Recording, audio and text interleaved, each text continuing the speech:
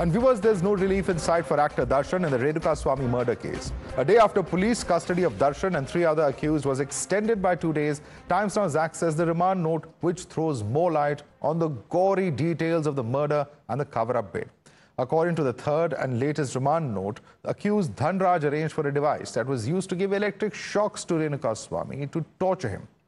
The probe also reveals that Darshan has confessed to borrowing 40 lakh rupees from a friend named Mohan Raj.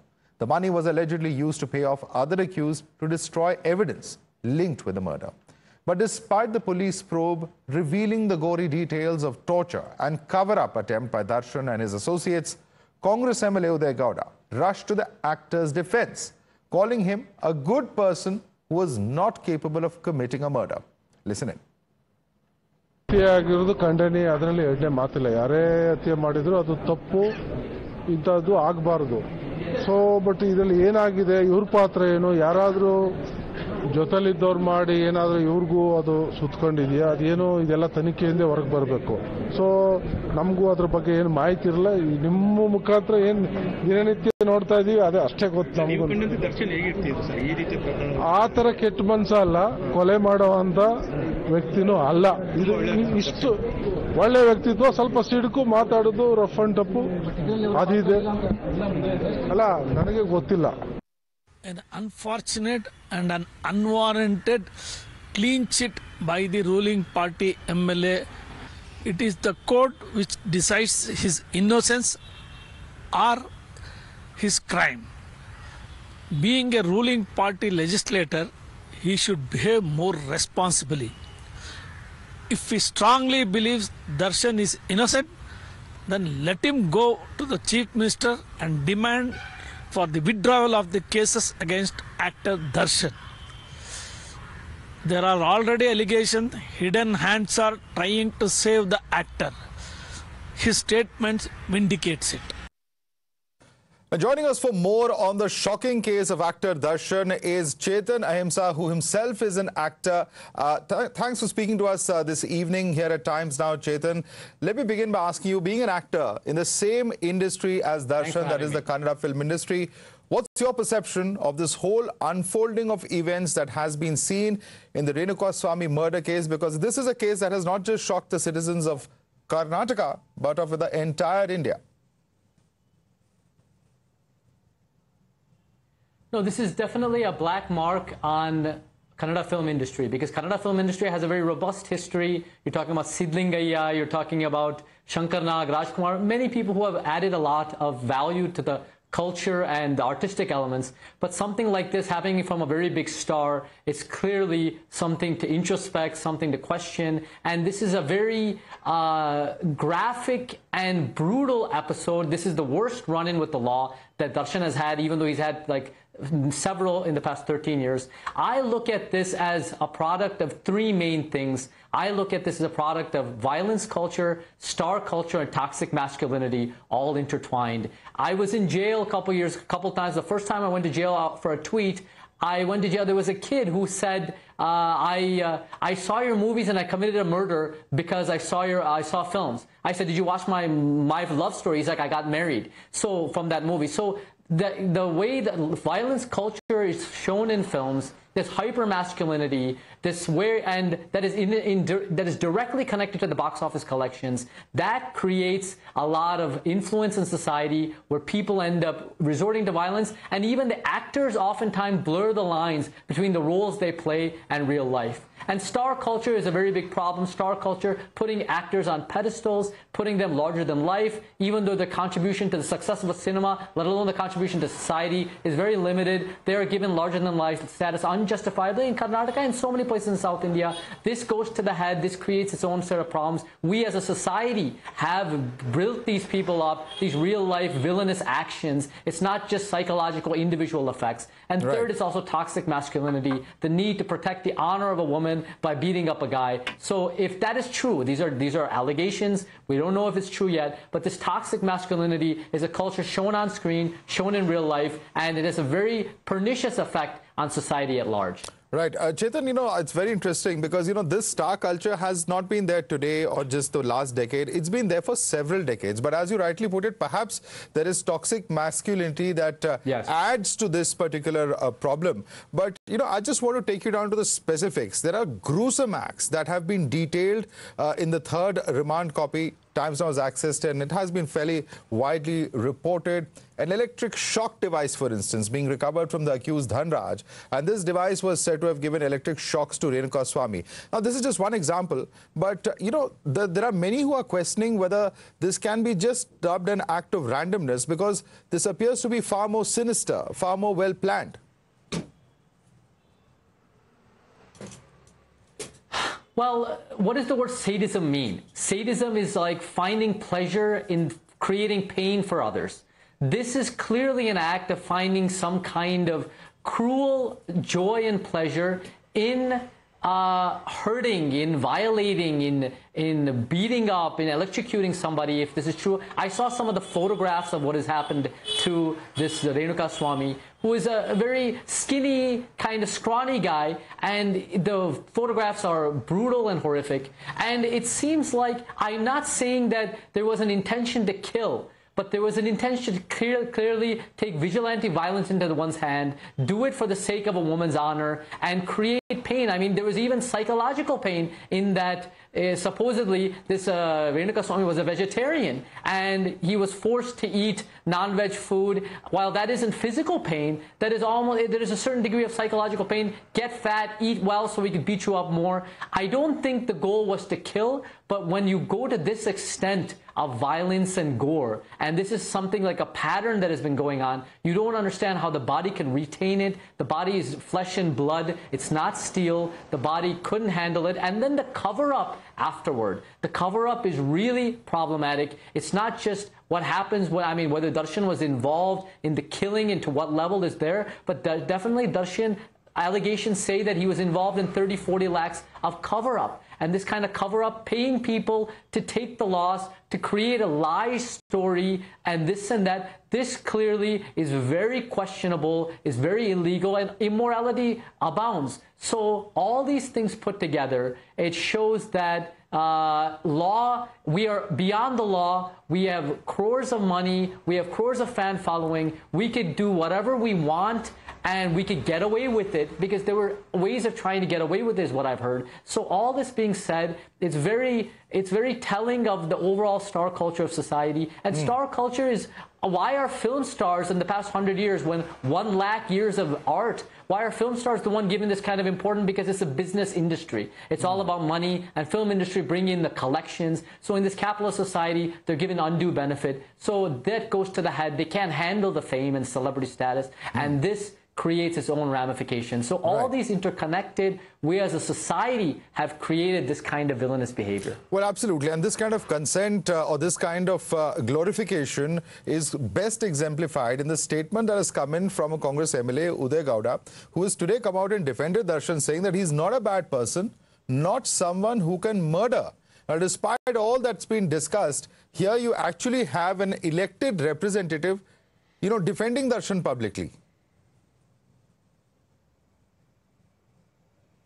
See, the people who are the ruling elites, and Darshan as a big celebrity, very wealthy, very big star in Karnataka with a big fan following, big box office collections, and these ruling, not just Congress, BJP, JDS, and all the political elites, they all, I scratch your back, you scratch mine. They're all connected, interconnected. They're all in a certain clique. And Darshan has done political benefits for many of them. So, and that maybe he's been paid for, maybe he's been given other benefits. And these people want to do them favors. So there is definitely a quid pro quo going. But at the same time, the thing is, Darshan has a habitual offender since 2013, 2011, has been doing a lot of violations, and this is clearly the most grave of all the violations. But this is not something unexpected completely. I'm not saying killing is something on his agenda and he's done it in the past. I don't know, and I'm not making that claim. But violence against people when you drink, or violence against a waiter, violence on the shooting set, violence against his partner. This is something that is consistently something that Darshan has been doing, and and he's been paying the price, and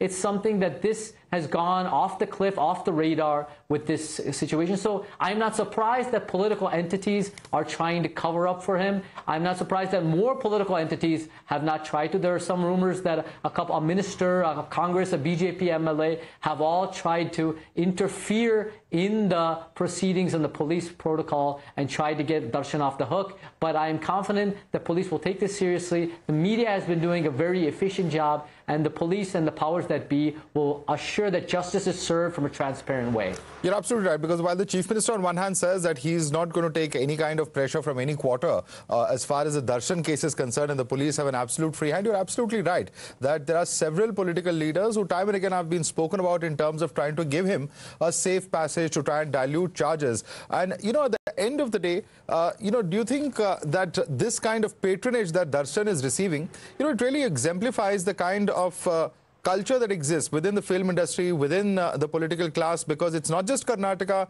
in several of the neighboring states in South India and even across India, we see this sort of interdependence of the film industry and the political class. Yeah, there's definitely interdependency between the political class and the film industry. In fact, many film industry actors are involved with the political parties. Many film industry actors, other stars on the same level, on the same box office collections as Darshan, have done a lot of publicity for different political parties. It shows that these film stars don't value necessarily an ideology, a vision for society, social concern. These film stars value their own connections to the elites and their links and do them favors as a result, so they get favors in return. So in the film industry, everybody knows each other, and so even the elites of the film industry cover up for one another. They dine at each other's houses, they know each other, so they don't speak out when gross injustice happens, and that is directly connected to the political elites, to the economic elites, and the film elites, and everybody is kind of in this kind of a clique of privilege that they maintain and uphold to maintain the inequality, to expand the inequality in society and get benefits from the system. So this is not just Darshan and that one Congress MLA. This is an entire system that allows the ruling elites to grow further through quid pro quo and scratching each other's back actions. Right. Very interesting when you spoke about the larger-than-life image of several of these stars, because it's not just you. There's others who've spoken about this. There's a filmmaker, Ram Gopal Verma, who's written on social media X, saying that a star using one die-hard fan to kill another die-hard fan who was interfering in his personal life is a fit example of the bizarreness of the star worship syndrome. Fans wanting to order how their stars should run their lives is an unavoidable side effect of the same syndrome. So, at the end of the day, this fan club culture itself seems to have become quite toxic and, counterproductive. To put it very mildly, in fact. Absolutely. Fandom is toxic, fandom is intoxicating. And I don't believe cinema stars, like cricket players, like rich industrialists, like politicians, deserve a so-called fan. There must be fans of people who selflessly serve for equalitarian society. But that being said, why are these film fans even the fans of the people? It is not because of their ideas or their values or their understanding in their work for society. They are fans because of the rules they play. So because they are fans of the rules they play, it's not that Darshan, after 2011, he went to jail for 28 days. He came out, he had a stupendous hit in Sarathi. It was a good film too, but at the same time, it was almost like a comeback film, and he broke all records with that film. So it's not that tomorrow when Darshan comes out of jail, he's not going to have film releases, and it's not that people won't go to watch him, because people like him not because of his values or in spite of his values. People like him for the hyper-masculine roles and the heroic so-called roles that he plays on screen, which bring the box office collections ringing, and that can repeat. So there's almost an unbridled capitalism that goes on that's like, I don't really care what you stand for, I don't really care what you do. You might have a black mark in society, but as a fan, I will watch your films because I like your roles, and I don't even care what you stand for. So in that way, the fandom is a very superficial fandom, and I would say the vast number of Darshan fans have also also question this actions, while a fringe element and some elements Darshan fans might say justify these allegations. I would say that a vast number of them say this is unacceptable behavior and we condemn this, we don't condone this. So even among his fans, they're not acceptable for his behavior, but that is not to say that I don't believe he can be banned, because freedom exists. Anybody can invest money on anybody in the long run, and he might have another couple hits once this all gets settled down. Memory of the common people might be less, and also this, in spite of the black stain, the fans might come out and watch the films. So I don't know to what, I mean, you know Salman Khan, we know Sanjay Dutt, we know a lot of people who have had checkered past come out with very successful careers subsequently. Right. Also, Chetan, you've questioned former Member of Parliament Sulata, and you've said that why Sulata used Darshan's star power for an electoral benefit, now mum, in the wake of grave allegations. Can you elaborate on that? Because, you know, there would be a counterpoint of view that Darshan was also close to her late husband, Amrish, who himself was a superstar in the Kannada film industry. In 2019, when the MP election was going on, Lok Sabha elections, the Mandya Lok Sabha election was probably not only the most hype, it was the kind of covered Lok Sabha elections. In fact, the question is, was there Lok Sabha elections happening in all 28 constituencies of Karnataka, or just the one in Mandya, it got that much coverage? And Sulata was running from that, and Darshan was the star power behind that. She had called him her elder son. She ended up winning that election, even though she has not necessarily done social concern work, even though, she had the sympathy of her husband, and there is various factors, but Darshan's star power was one factor. In spite of the 10 days, in spite of her so-called elder son having grave allegations, her being quiet, her being silent, shows a certain amount of escapism, certain amount of not trying to address the elephant in the room. I mean, what do you expect her to say? She should come out and speak the truth. She should say, I can't speak for Darshan because then people will be against me. I can't speak against Darshan because then him and his fans will be against me. So I'm going to speak mum. Let her speak, tell the truth, that she has to kind of be on both sides of the coin and play the game accordingly. Or let her speak what she really believes. But this kind of quiet throughout the industry and vast majority of people, but at the same time, film industry is not known for its conscience, not known for its courage, not known for its values. It's all known for box office collections. So everybody in the film industry cannot be expected to speak. But somebody who has used this star power for her personal gain, has called him her elder son, has repeatedly been in encouraged favors from him, and also benefited from and given, take, whatever it may be. She has a responsibility to take a stand and speak out whatever she believes is the truth, instead of escapism, which is the convenient, which is the opportunistic way out. Right. And as the events now unfold, what do you think about the role of Pavitra Gowda? Do you believe that she could have been at the center of this entire plan, and could only allegedly receiving offensive messages, that too for a popular known media figure, lead to such a brutal murder and torture of Renuka Swamy? And do you believe that there's more to this case than is in fact meeting the eye? Number one, I don't see, first of all, Darshan and 3 or 4 others have been given police custody extended, while Pavitra Gora and a series of other large number, 12, 13 or whoever many people, have been given to judicial custody and gone to jail. So that clearly shows that the police want to invest Darshan and these 3 or 4 other people a lot more than Pavitra Gora and the other 13 or so.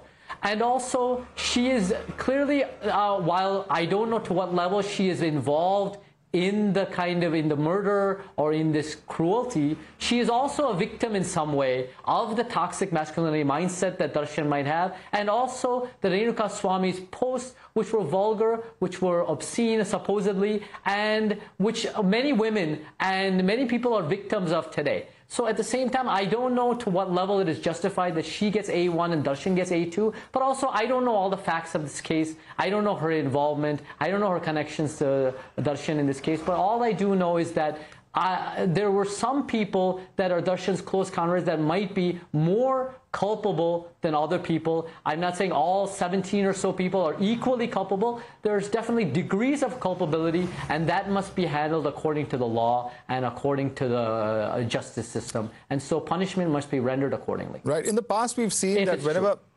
Darshan has had, been in the middle of controversy, there have been those in the film industry who've come out to support him. But in the on March 22, Shortly after you were released on bail following your arrest for a tweet about a Karnataka High Court judge involved in the hijab issue, you've remarked that the film industry is a business and people here lack concern, courage or insight about societal issues. You were arrested again for a tweet on March 20th, 2023 in which you stated that Hindutva is built on lies. At that point of time, the film industry didn't lend you support. So do you think there is some element of dual standards here when it comes to the film industry, or are they looking at the fear of repercussions for what they say? Yeah, there's definitely fear of repercussions. That's one aspect. There's a lack of courage. There's a lack of insight. There's a lack of social concern, all these things. But at the same time, I don't really look for ideological support with the film industry. Film industry unites on box office collections. Film industry unites on making a film and making it lucrative. So film industry, there have been a lot of people, Hamsaleka, many people who we have fought for when the film industry was completely mum, who was treated unjustly. Hamsaleka is a very big music director and writer in Kannada film industry, probably the most, one who's contributed the most to the industry and the people who are alive today. And when he was faced with injustice about 2 years ago, nobody spoke out, no political parties and nobody in the film industry. And we spoke out, we meaning our equalitarian groups, our Ambedkarite ideas and constitutional values that we hold. We spoke out, we supported him, and he got justice, and he was cleared of any kind of attempts at punishment from regressive elements. But even for him, the film industry did not speak out. The film industry stayed quiet. So what I notice is the film industry does not really care, because individual growth, individual benefit, individual professional opportunities, individual glory, fame, whatever that means, that becomes the priority. They don't want to compromise that in any way, what they believe is compromise, by taking a stand, which might be a compromise in terms of collections, box office, might be compromised in terms of some fans saying like, why did you take this stance? Why didn't you take this stance? When we have a better society is not only when somebody's questioned for taking a stand or taking this way or that, when people are also questioned for not taking a stand at all and for staying silent in spite of being directly connected. So there must be questioning of what someone says, and there must be questioning of somebody who refrains to say anything at all, because that is also a conscious decision. So the film industry's silence, neglect, kind of disinterest, and kind of lack of consciousness on so many issues is now being questioned by society at large, and that is a good sign. And recently, the film industry is also starting to speak out, and people are undermining the star culture in their own ways, because they're listening to what these people are saying. They are coming out in the media. They are realizing that the roles they play are extraordinary, but what they say in real life and their behavior is not so. It is because it is common like anybody else who has received so much fame and like celebrity status. So on that level, people are questioning that, and this is a while it is a black mark on the Kannada film industry, and we are saddened that Renuka Swamy lost his life and their family, and all these things, this fiasco has happened. The undermining and the dismantling of star culture and the dismantling of all these kind of larger-than-life kind of status that are film stars and men are unjustly given is a positive sign for an equalitarian society that we are attempting to build through the Constitution's preamble. So it can be looked at in multifaceted ways. Cinema industry is not given a gate pass. They have benefited immensely from society. It is their responsibility to give back, and people are holding them accountable. I'd like to thank you very much for joining us and speaking your mind about a case that has certainly shocked all of us, and that is the case of actor Darshan. Thanks so much for joining us.